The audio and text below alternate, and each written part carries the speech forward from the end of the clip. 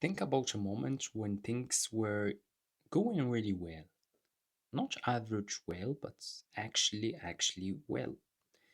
A project gaining momentum, a relationship deepening, a goal finally within reach, a period where you could feel genuinely that something good was about to happen or had just happened.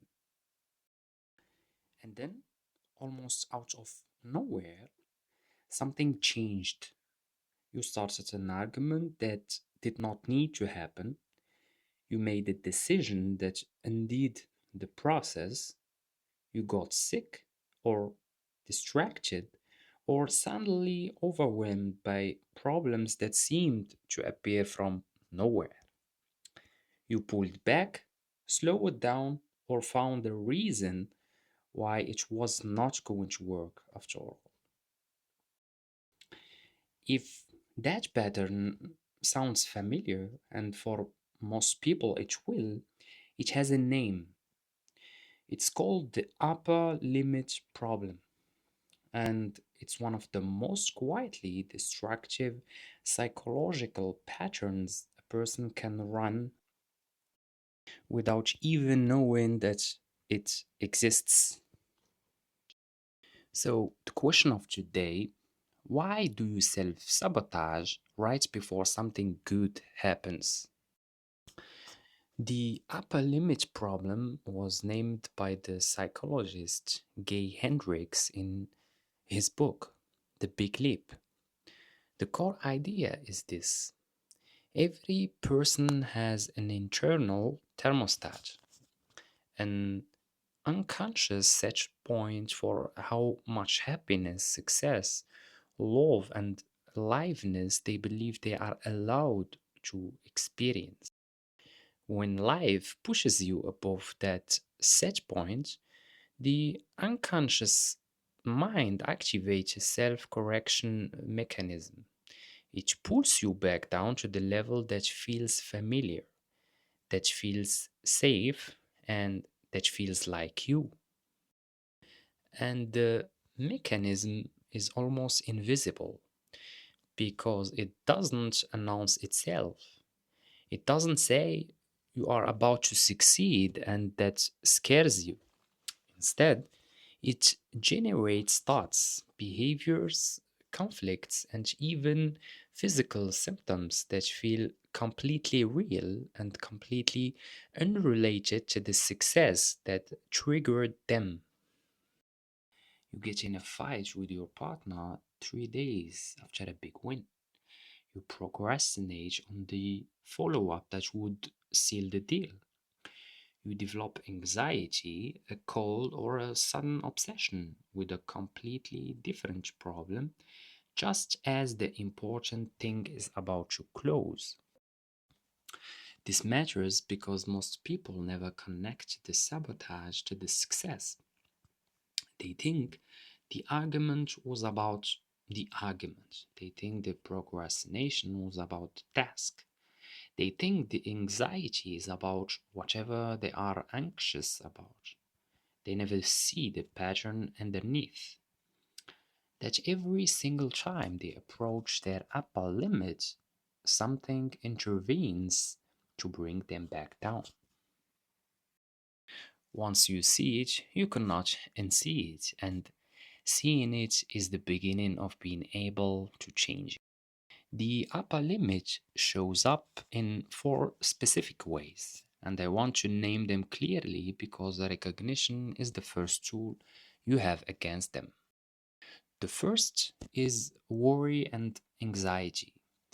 When things are going well, you start worrying, not about anything specific, just a general sense that something is going to go wrong. The worry feels rational, like you are being prudent, but it's actually the mind generating problems to fill the space that success created. You feel anxious not because danger is present, but because feeling good feels unsafe. The second is picking fights and creating conflict. You say the thing that starts an argument. You bring up an old grievance at exactly the wrong moment. You create distance in a relationship that was going well. The conflict is real, but the timing is the tell. It almost always arrives right after a period of closeness, progress, or success. The third is deflection, minimizing, dismissing, or deflecting good things when they happen. Someone compliments your work and you immediately explain what it wasn't that good. You close a deal and immediately start worrying about the next one without celebrating. You reach a goal and immediately move the goalposts without pausing. This is the upper limit in intellectual clothing. It looks like humility or drive, but it's actually a refusal to fully inhabit success. The fourth is physical symptoms like headaches, illness, exhaustion, or injury that arrives unwanted around the moments of peak performance or breakthrough. The body becomes the instrument of sabotage when the mind can't find another way. So, where does the upper limit come from? Because you weren't born with a ceiling, it was built. And understanding how it was built is what makes it possible to dismantle. The ceiling is almost always constructed in childhood from one of four beliefs that get absorbed before you have the critical thinking to question them. The first is the belief that you are fundamentally flawed. Somewhere at some point, you internalize the idea that there is something wrong with you, something that makes you undeserving of sustained success. So, when success arrives, the unconscious immediately looks for evidence. It finds it or creates it. The second is disloyalty and abandonment. If you succeed beyond the level of your family, your community, or the people you grew up with, you might unconsciously fear that success means leaving them behind, that being more means being separate, that your growth is a kind of betrayal. So you limit yourself to stay within the range that feels loyal. The third is the belief that more for you means less for someone else, that success is a zero sum game and your winning comes at someone else's expense. This one is deeply embedded in many cultures and family systems, and it generates guilt every time things go well. The fourth is the belief that you will become a burden, that if you shine too brightly, if you succeed too visibly, you will make others feel bad and they will resent you, pull you, or be harmed by your success. So you dime yourself, not consciously, just enough to stay at a level that feels safe for everyone around you. One of these, or some combination, is almost certainly running underneath every instance of upper limit behavior you have ever had. So, how to raise the ceiling? Number one, name the pattern in real time. The single most powerful thing you can do is learn to recognize the upper limit behavior while it's happening, not in retrospect. When you feel anxiety spike after something goes well, say it out loud or write it down. And as an observation, the act of naming it interrupts the automatic pattern. You can think your way through it unconsciously once it's been made conscious. Number two, identify your specific ceiling belief. Go back to the fourth beliefs fundamentally flawed disloyalty, zero sum, becoming a burden, and ask yourself honestly which one resonates most, which feel which feels most like home. You don't need to solve it today, you need to name it because a belief you can see is a belief you can question. And a belief you can question is a belief that has already started to lose its power. Number three, practice expanding, not eliminating the discomfort. You don't eliminate the upper limit by suppressing the discomfort.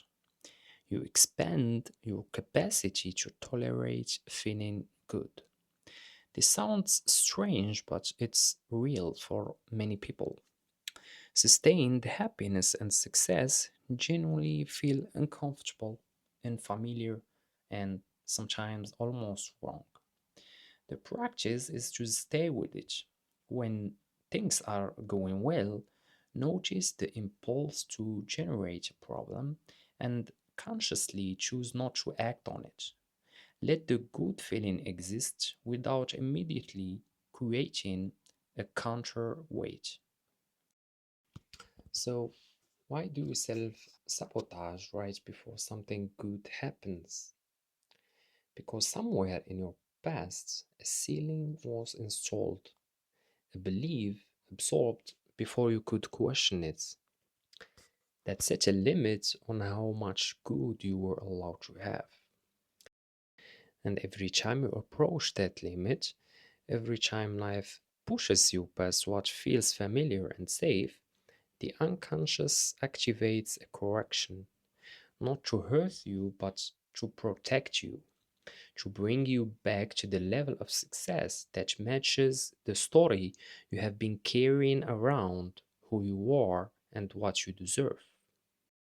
Sabotage isn't a weakness, it's actually a loyalty to a story that was never really yours to begin with. The work is not to stop feeling the discomfort of success. The work is to update the story, to build evidence slowly and deliberately that you can handle more.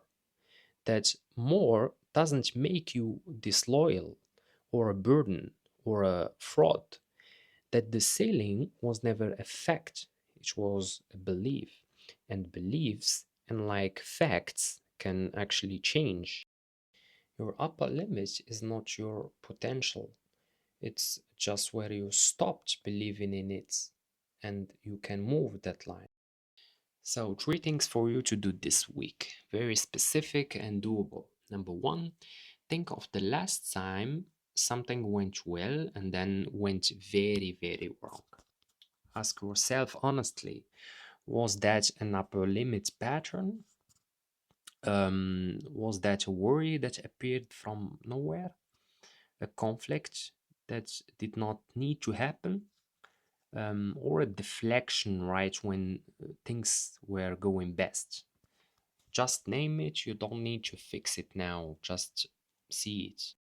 Number two, identify which of the four ceiling beliefs feels more like yours, as the four are fundamentally flawed, disloyalty, zero sum, or becoming a burden. Write it down as a story, not a fact. Number three, when something good happens this week, and something of course will, sit with it for at least 60 seconds before you move on. Let it land. Don't generate a counterweight. Don't immediately find the problem. Just let the good thing be good for at least 60 seconds without interruption. That's the practice, small, strange, and more powerful than it sounds. That's it for today. See you in the next one.